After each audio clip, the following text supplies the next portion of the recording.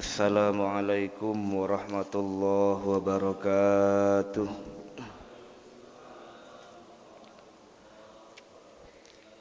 Alhamdulillahi rabbil alamin. Wal aqibatu lil muttaqin wa la udwana illa 'alal zalimin. Ashhadu an la ilaha illallah wahdahu la syarikalah. Wa ashhadu anna sayyidana wa nabiyyana Muhammadan abduhu wa rasuluh. Allahumma salli wa sallim wa barik ala sayyidina wa habibina wa syafi'ina wa maulana Muhammadin wa ala alihi wa ashabihi wa azwajihi wa dzurriyyatihi ajma'in. Rabbi shrah li sadri wa yassir li amri wahlul 'uqdatam min lisani yafqahu qawli. Rabbi zidna ilman nafi'a warzuqna fahman jayyida fil laili wan nahar. Bismillahilladzi la yadurru ma'asmihi syai'un fil ardi wa la fis samaa'i wa huwas samiul alim. A'udzu bikalimatillahi tammati min syarri ma khalaq. Allahumma bika asbahna wa bika amsayna wa bika nahya wa bika namut wa ilaikan nusyur. Allahumma faqihna fil amma ba'd. Faqad qala Allah ta'ala fi kitabihil karim. A'udzu billahi minasy syaithanir rajim. Bismillahirrahmanirrahim. Qul hal yastawil ladzina ya'lamun wal ladzina la ya'lamun. Wa qala Rasulullah sallallahu alaihi wa alihi wa sahbihi wasallam, man salaka tariqan yaltamisu fihi ilma sahalallahu lahu tariqan ilal jannah. Shadaqallahul azim. Para jamaah sekalian, jamaah salat subuh dan juga kajian ahad subuh Masjid Quba yang insyaallah mudah-mudahan salat subuh berjamaah kita dan juga thalabul ilmi kita pada pagi hari ini senantiasa diterima oleh Allah Subhanahu wa taala, dan Allah berikan kita ilmu yang bermanfaat, ilmu yang bisa menjadi syafaat kita di hadapan Allah Subhanahu wa taala. Amin ya rabbal alamin. Kita bersyukur kepada Allah bahwa di pagi hari yang mulia ini Allah takdirkan kita menjadi orang-orang kepada Allah Subhanahu wa taala. Dilanjutkan dengan thalabul ilmi. Mudah-mudahan setelah menuntut ilmu nanti kita melakukan hal-hal yang baik lagi sebagai ukuran ibadah kita diterima Allah Subhanahu wa taala. Karena ada beberapa keterangan yang satu tanda ibadah baik seseorang ditolak Allah adalah setelah melakukan kebaikan disertakan dengan maksiat. Itu tanda bahwa kebaikan yang tadi tidak diterima oleh Allah Subhanahu wa taala. Jadi ukuran ibadah yang diterima Allah adalah setelah ibadah merencanakan melakukan ibadah yang lain. Itu menjadi yang sebelumnya diterima oleh Allah Subhanahu wa taala. Syukur bahwa ketika pagi kita membuka mata yang Allah gerakkan dalam fisik kita dan salat berjamaah. Karena banyak juga yang bangun tidur enggak tertarik salat berjamaah, malah langsung nyeduh kopi ada. Tapi alhamdulillah kita dimudahkan langkah kaki kita datang ke masjid mengikuti sunnahnya baginda Rasul. Kita mohon kepada Allah mudah-mudahan kebaikan ini Allah Subhanahu wa taala. Salawat teriring salam yang selalu kita lantunkan kepada junjungan Allah sallallahu alaihi wasallam. Para jamaah sekalian yang insyaallah dirahmati oleh Allah, mari kita awali ta'lim Quran. Mudah-mudahan dari rumah ke tempat yang biasa diijabah oleh Allah Subhanahu wa taala. Allah karuniakan kita ilmu yang bermanfaat di dunia sampai akhirat. Allah karuniakan kita kesehatan dan panjang umur dengan sebab kita taat ibadah kepada Allah Subhanahu wa taala. Wa la kulli natin salihah ila hadratin nabiyil mustafa Muhammadin wa sahbihi wa azwajihi wa dzurriyyatihi wa hadrati khususan ila muallif hadzal kitab wa ila jami'i walidina wa ila jami'i masyayikhina wa asatidina wa asatizatina wa ahli baitina wa dzurriyyatina wa tullabina talibatina wa ila jami'il muslimin wal muslimat wal mu'minina wal mu'minat bi barakatihim syai'un lillahi lahum. Al-Fatihah. A'udzu billahi minasy syaithanir rajim. Bismillahirrahmanirrahim. Alhamdulillahi rabbil alamin arrahmanir rahim maliki yaumiddin. Iyyaka na'budu wa iyyaka nasta'in ihdinas siratal mustaqim siratal ladzina an'amta 'alaihim ghairil maghdubi 'alaihim waladdallin. Rabbighfirli. Amin. Bismillahirrahmanirrahim. Bismillahi subhanallah walhamdulillah wa la ilaha illallah wallahu akbar wa la haula wa la quwata illa billahil aliyyil azim. Para jamaah sekalian yang insyaallah dirahmati oleh Allah Subhanahu wa taala. Insyaallah pagi ini kita akan membahas ada beberapa Sayyidina Ali karamallahu wajhah. Allah lebih pada Sayyidina Ali. Sebetulnya banyak Umar bin Umar, Abdullah ibn Mas'ud. Ada hal yang khusus banyak disampaikan oleh Sayyidina Ali karena Sayyidina Ali beda dengan yang lain. Kalau yang lain itu gelarnya At-Taradi,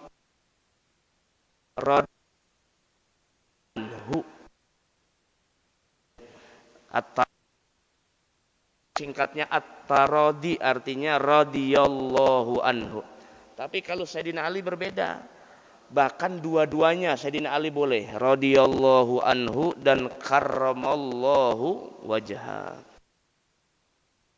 Karena hanya khalifah yang 4 yang tidak pernah mengalami kekafiran. Sebelum mengikuti Nabi Muhammad dan sudah beriman,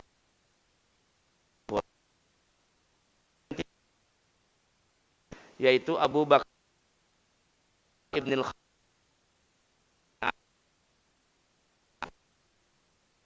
ini pernah mengalami kekafiran dulu baru Muhammad sallallahu alaihi wasallam. Sayyidina Ali selain sepupu dari jalur dari nasab kakek Talib, tapi Allah juga dan sahabat yang sejak kecil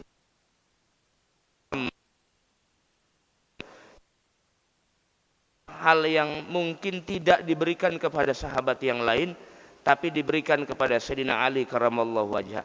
Karena intensnya Sayyidina Ali sejak dewasa dan remaja mengikuti jalannya Nabi besar Muhammad sallallahu alaihi wasallam. Kita ahlu sunnah wal jamaah itu juga tidak membedakan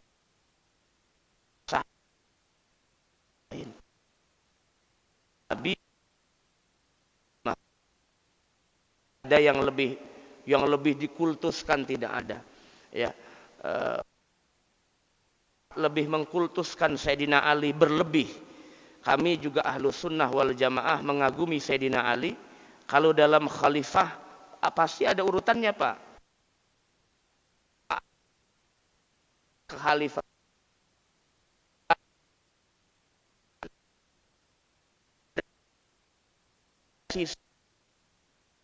beda-beda. Kalau kita bicara khalifah tetap beliau termasuk awwalu minar rajul, laki-laki yang pertama mengucap syahadat.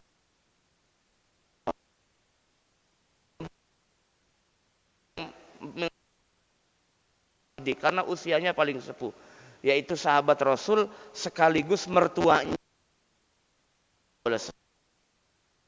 Abu Umar bin Khattab juga begitu. Ya, Umar bin Khattab dipilih secara aklamasi menggantikan Khalifah Abu Bakar Siddiq, punya keutamaan masing-masing. Jadi yang pertama pemimpinan, yang kedua Umar bin Khattab, yang ketiga Utsman bin Affan Al-Amawi bin Abi Sufyan, menantunya Rasulullah sallallahu alaihi wasallam, karena dua anaknya Nabi nikah Affan, makanya julukannya Dzunurain, yang punya dua cahaya. Setelah Sayyidina Utsman, barulah Sayyidina Ali karamallahu wajhah. Tapi dari sisi Sayyidina Ali karamallahu wajhah kena sepupu satu engkong, kalau kata orang Gondrong, satu engkong. Muttalib, Allah satu Abu Thalib itu ya. Jadi adik kakak orang tuanya ini, karena punya yang kuat. Persoalan sedekah, persoalan harta, jelas Sayyidina Utsman rekeningnya enggak putus sampai sekarang itu. Sampai sekarang Mas itu contoh sosok pemimpin yang kaya raya tapi tidak tamak dengan hartanya. Sayyidina Utsman contoh ketegasan seorang pemimpin urusan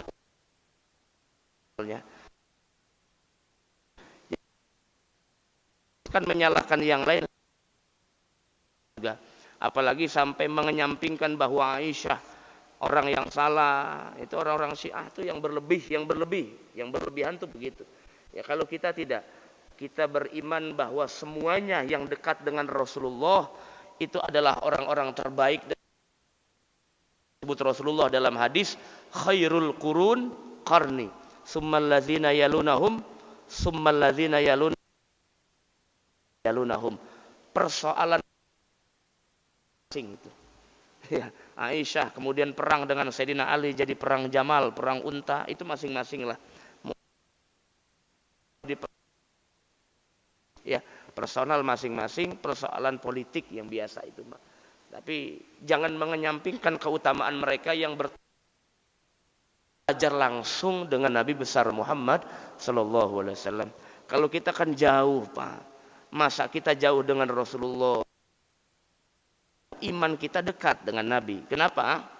Karena spesial adalah yang tidak pernah bersua, tidak pernah bertemu, tidak pernah berdialog. Manusia mulia Nabi besar Muhammad sallallahu alaihi wasallam itu imannya level tinggi itu. Saya itu yang sering ketemu atau yang percaya lah. Kemudian ya apa yang sering bicara. Tapi kita ini luar biasa. Makanya kata Rasulullah, tuba, summa tuba, summa tuba. Beruntunglah 3 kali. Orang yang tapi Allah subhanahu wa ta'ala. Banyak sekali wasiatnya Rasulullah kepada Sayyidina Ali karamallahu wajhah. Ini menjadi ibrah, pelajaran juga buat kita sebagai umatnya Nabi besar Muhammad sallallahu alaihi wasallam.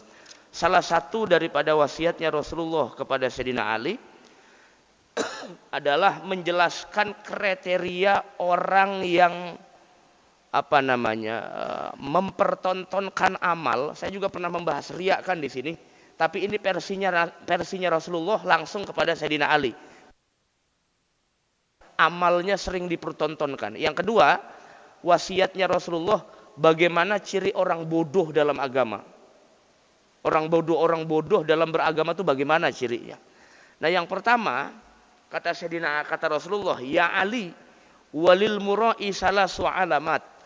Wahai Sayyidina Ali, orang yang sering mempertontonkan amalnya cirinya 3 katanya. Ini versi langsung dari kan analisis ilmiahnya Imam Ghazali.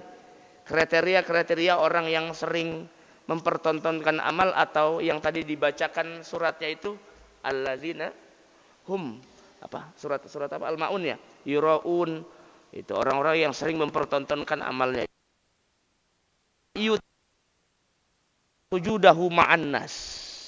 Sujud kalau sholat, kalau sholat kata Rasulullah, orang yang suka mempertontonkan amal, kalau sholat rukunya cakep, tapi kalau ada orang, kalau lagi sendiri rukunya berantakan, sujudnya berantakan semaunya, karena nggak banyak orang.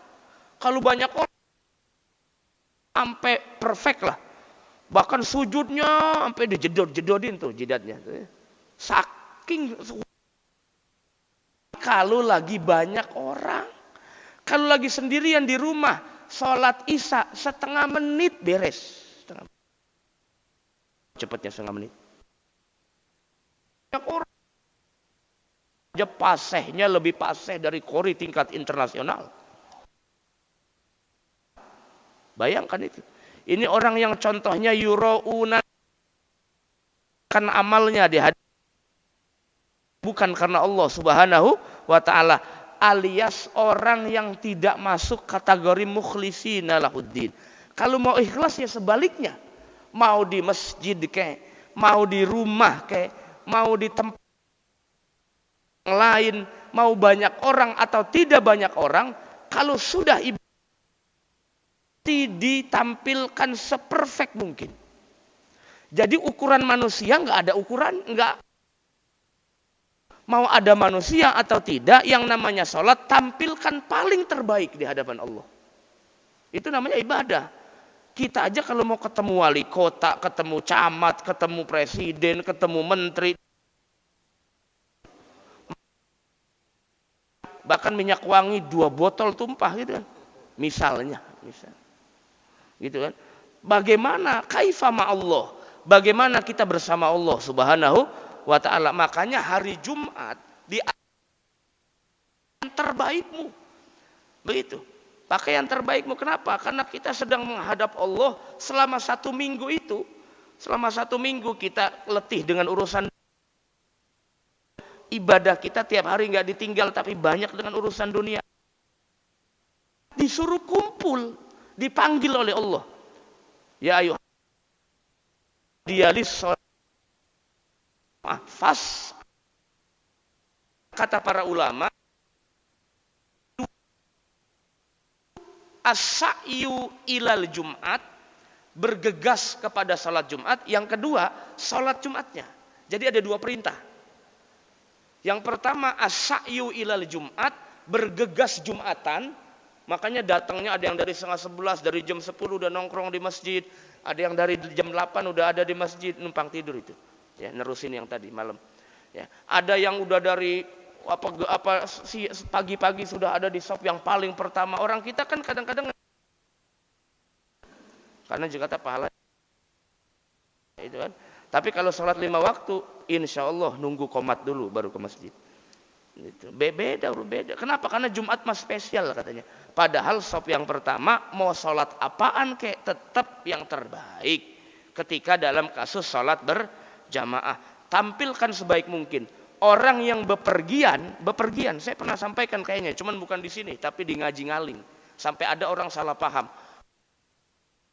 Gimana Ustadz? Masa masih makruh aja? Ya, makanya dengerin dulu, belum beres sih udah pergi duluan. Beda kalau urusan sudah biasa, yang nggak ada makruhnya itu mah. Tapi kalau ifradul amal fi yaumil Jumat, nggak ada urusan apa-apa. Tahu-tahu bapak safar bepergian, padahal tahu nanti akan sholat Jumat, hukumnya makruh. Orang Cipondo kagak ngayab, nggak pergi kemana-mana kalau hari Jumat.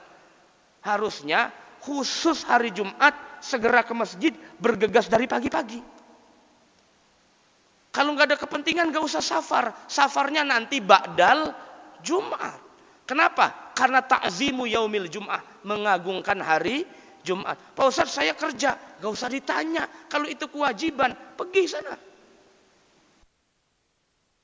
Makruh. Saya bicara bagi orang yang nggak punya gawean, tahu-tahu padahal itu hari Jumat, makruh hukumnya. Fikih itu kan fleksibel, Pak. Bapak maunya apa coba? Mau haram, mau wajib, gampang aja. Asalkan disesuaikan dengan kondisinya masing-masing. Kalau saya ada orang nanya, pasti saya kasih hukum yang paling mudah. Yang berat tugas ustad itu. Yang paling mudah. Bapak yang paling mudah maunya apa? Di fikih itu banyak hukum, Pak. Jadi kalau orang kagak paham hukum namanya. Begini nggak boleh, begini nggak kali. Apa aja nggak boleh. Kasih yang mudah. Prinsipnya begitu diajarkan guru. Yang susah-susah tugas kiai. Kiainya yang gampang. Terbalik itu. Harusnya kiainya yang ribet. Kiainya sholat duhanya 4 rakaat, jamaahnya 2 rakaat. Begitu kira-kira. Ya kalau kiainya witirnya sampai banyak rakaatnya, jamaah 2 rakaat cukup. Terbalik. Jadi tampilkan sebaik mungkin dalam konteks ibadah. Takbirnya sempurna, baca fatihahnya sempurna, rukunya sempurna. Mau ada orang atau tidak ada urusan di hadapan Allah. Gak ada urusan. Motivasinya hanya satu, lillahi rabbil alamin. Itu saja udah. Cuma Pak, latihan begitu tuh susah. Jangankan orang awam, orang alim pun susah Pak. Ini jujur-jujuran aja. Orang yang sudah ngaji pun untuk latihan ikhlas dalam ibadah berat. Makanya kudu tamrin, latihan. Ada orang yang nanya, latihannya bagaimana Ustaz? Sering-sering sholat sendirian di rumah. Pakai rumahmu untuk ibadah. Jangan habiskan semua ibadah di masjid. Ya, buat ibadah sholat sunnah. Buat baca Quran. Buat zikir kepada Allah subhanahu wa ta'ala. Sholat, masuk ke dalam kamar. Bilang anak istri, jangan ganggu ayah, jangan ganggu bapak. Mau berintim dengan Allah subhanahu wa ta'ala. Dengan perbanyak sholat sunnah. Kondisi yang ngesot nggak pantatnya kanan kiri. Kita kan kadang-kadang baru 1,5 jam aja. Sono kemari, kesono kemari, uring-uringan palanya. Ada yang baru assalamualaikum ngiler. Ada, masih mendingan lah daripada nggak datang. Masih mendingan. Coba uji diri kita 3 jam, 4 jam seneng nggak zikir kepada Allah. Sendirian tapi. Biasanya kalau ada yang ngelihat itu beda urusan. Yang tadinya lemes bisa semangat tuh kalau ada orang lihat. Astagfirullah. Ada orang yang lihat. Apalagi di videoin. Astagfirullah. Coba sendiri. Kelihatan tulus ikhlasnya nggak kepada Allah subhanahu wa ta'ala. Mau nggak baca Qur'annya Kalau benar, begitulah orang yang jujur ibadahnya kepada Allah. Disebut siddiqin namanya. Bukan mutakin, siddiqin. Orang yang man saddaqa tawajjuhahu ilallah. Tertulus karena Allah subhanahu. Karena ada orang yang ibadah pembohong. Nih, kalau ada orang ibadahnya rapi, kalau nggak ada orang ibadahnya berantakan. Allah alias syirik asghar. Syirik kecil, riya itu kan syirik kecil. Syirik tapi nggak kelihatan. Ya. Kata keterangan yang syirik akbar sekaligus menyembah berhala kelihatan daripada orang yang berpakaian mulia tapi hatinya ternyata syirik kepada Allah Subhanahu wa taala. Ada kalamnya setan yang menggoda Bani Adam begini, Pak. Dia malam sebelum tidur sudah beres sholat isya berjamaah. Tapi kok Allah rela dengan takdir Allah. Apa yang membuatmu begitu? Ditawain sama setan.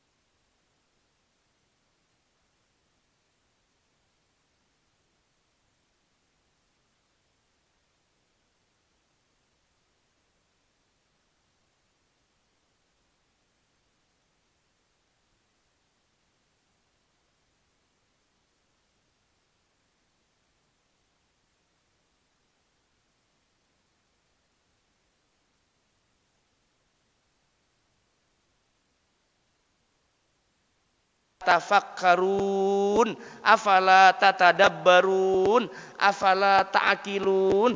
Wahai manusia yang dikasih akal, kok kagak mikir? Kok enggak merenungi ciptaan Allah? Malah ditarik kalau Allah. Hal manusia itu kadang-kadang terlalu hati jadi kebatinan, terlalu rasional, terlalu liberal nantinya. Makanya ada ayat yang bicara bahwa banyak orang yang hatinya tidak berpikir. Harusnya kan hati merasa, bukan berpikir. Tapi kenapa Quran bilangnya wa qulubuhum la yaqilun? Hati mereka tidak berpikir. Maksudnya hati tidak disentuh dengan intelektual. Intelektual juga harus disentuh dengan rasa. Jadi saling berkesinambungan antara satu dengan yang lain. Tidak bisa hanya indrawi, bahaya. Tidak bisa hanya rasional, liberal. Tidak bisa hanya batin, dukun. Ya, jadi semuanya harus berkoneksi antara satu dengan yang lain. Itu namanya mempotensikan potensi yang diberikan Allah secara bersamaan. Iman dengan Islam berdampingan sama. Iman, Islam, ihsan harus tiga-tiganya diterapkan. Nggak bisa hanya satu jomplang saja. Contoh, Bapak sholat, haji, zakat, puasa itu representasi Islam. Ya, Bapak terima takdir Allah, membaca Al-Quran, beriman kepada Rasulullah secara totalitas, representasi daripada iman kita. Bapak di kantor, di rumah, di jalan, di masjid, selalu merasa diawasi Allah, namanya ihsan. Itu harus masing-masing beriringan dikerjakan. Nggak bisa jomplang. Kalau lagi tidak lupa atau apa, ya kembali lagi kepada Allah. Makanya ada ibadah yang level bawah, namanya taubat. Taubat itu level bawah loh Pak Haji. Taubat itu level rendahan itu. Itu taubat dari lalai kepada Allah. Ini hatinya sebentar saja lupa dari Allah, langsung taubat. Itu taubatnya level para orang-orang yang dicintai Allah. Kalau kita makan taubat tuh nunggu maksiat dulu kita mah. Kira-kira kapan nyolong sendal nih baru taubat gitu kalau kita. Jadi taubat jangan makin nunggu maksiat dulu. Kalau orang-orang para wali Allah itu, para kekasih Allah, taubat itu dijadikan wirid, kebiasaan sehari-hari. Jadi kebiasaan sehari-hari dijadikan taubat itu dijadikan kebiasaan. Kalau kita kan enggak. Sholat taubatnya, istighfarnya, kalau lagi kondisional doang. Kira-kira kita lagi maksiat baru mau bertobat. Kata Rasulullah, tubu ilallah fa inni atubu ilaihi fil yaum sab'ina marrah, dalam riwayat lain mi'ata marrah. Saya tiap hari bertobat kepada Allah 70 sampai dengan 100 kali. Padahal Nabi dijaga oleh Allah daripada api neraka. Maksum, zahir batinnya dijaga Allah. Kenapa masih taubat? Itu suluknya para nabi Allah dan rasulnya. Taubat itu secara bahasa artinya selalu kembali kepada Allah dari setiap waktu dan detiknya, menitnya. Jadi sedikit saja lupa dari Allah, dosa besar nabi dan rasul. Dosa besar. Sedikit aja nih hatinya lalai. Bagaimana kita yang tiap hari lupa? Bagaimana kita yang tiap hari lalai dari Allah? Ingatnya kalau ada suara azan doang. Tapi kalau suara azan selesai sholat, kepancing lagi membuka aib tetangganya, kepancing lagi mencaci maki orang lain. Bagaimana itu? Seolah-olah kayak sia-sia ibadah kita itu. Kenapa? Karena tetap ditimpalin dengan amal yang jelek. Padahal innal hasanat yuzhibna sayyi'at. Bahwa kebaikan itu harusnya menghapus keburukan. Kok kebaikan tidak benar ngerjainnya? Gitu kira. Rahmati Allah Subhanahu wa taala. Yang kedua, bagi Sayyidina wasiatnya Rasulullah kepada Sayyidina Ali, walil ahmaq salasu alamat. Orang yang bodoh dalam agama cirinya 3. Bodoh dalam awun fi faraidillah, meremehkan, menganggap kewajiban Allah. Menganggap gampang, meremehkan Allah Subhanahu wa ta'ala. Terlalu gampang-gampangin sholat, terlalu gampang-gampangin zakat, akhirnya nggak pernah kemana-mana. Tapi kalau ke Inggris, Amerika nyampe. Tanah suci Nggak nyampe-nyampe, Pak. Ini orang yang terlalu menganggap mudah, remeh urusan agama dan kewajiban kita kepada Allah. Itu ciri orang bodoh meskipun doktor, profesor sekalipun. Tetap bodoh secara agama namanya. Nggak ngaruh itu. Orang siapa saja yang tahawun merasa gampang-gampangin kewajibannya di hadapan Allah, itu ciri orang yang bodoh di dalam agamanya. Kita kepada Allah ada yang sifatnya tegas namanya fardu, ada yang sifatnya biasa saja namanya sunnah, ada yang sifatnya diperintah kagak, dilarang kagak namanya mubah, ada yang sifatnya larangan enggak terlalu tegas namanya larangan secara tegas namanya haram. Itu kudu paham yang begitu. Temu, Pak. Tiap hari kita ketemu yang hal-hal yang demikian. Dari 5 hukum itu tiap hari kita ketemu. Mana yang makruh? Yang mubah saja itu kalau berlebihan dicela oleh agama. Kalau berlebihan yang mubah. Ya, jadi larangan itu persoalan yang haram dan yang makruh. Yang mubah kalau tidak tahu caranya bagaimana memaksimalkan dan menggunakan yang mubah bisa jatuh pada keharaman. Tidak mubah, boleh-boleh saja silakan. Dilarang Allah. Orang malas ibadah, menjadikan orang malas zikir kepada Allah, membuat rohat atau istilahnya, maka kenapa? Karena berlebih-lebihan dalam persoalan duniawi. Karena makan itu urusan dunia kepada Allah Subhanahu wa ta'ala. Maka yang mudah, Pak, yang menutup aurat. Ketika pakai sendal, disuruh niat, saya niat melindungi kaki saya dari hal-hal yang bisa membuat najis. Ya Allah, saya menggunakan apa lagi?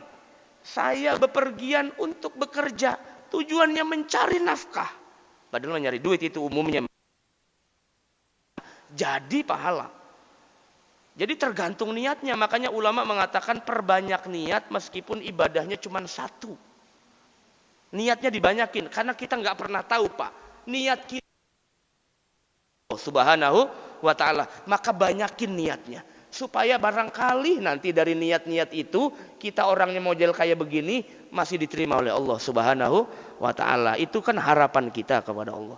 Nah, jadi orang yang selalu gampang-gampangin urusan ibadahnya kepada Allah, ciri orang yang bodoh di dalam agama. Yang kedua, kasratul kalam fi zikrillah, banyak zikir kepada Allah. Nah, zikir kepada Allah kan ada yang sifatnya universal, ada yang sifatnya parsial. Misalnya zikir kepada Allah yang khusus, ya berarti ya zikir secara benar zikir gitu. Alhamdulillah subhanallah wa la ilaha illallah la ilaha, itu namanya zikir beneran namanya. Zikir dalam arti secara verbal. Semua silaturahim, sedekah, zakat, haji, semua ya. Banyak cakap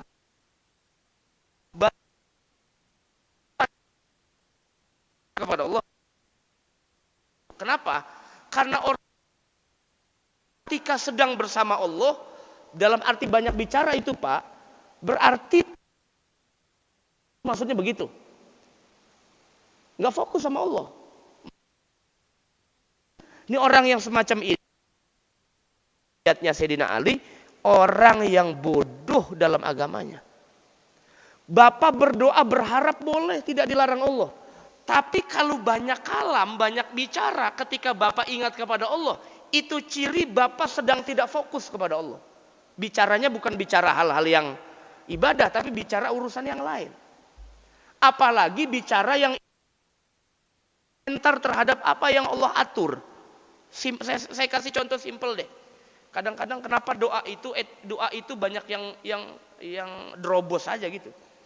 Kenapa? Ya Allah, ketika berdoa kepada Allah umumnya maksud kita bukan Bapak harus komentarin apa yang Allah kasih. Itu salah. Ya ini, nah itu dosa itu. Ngomong begitu dosa. Butuhnya segini, orang anak saya 3 biji.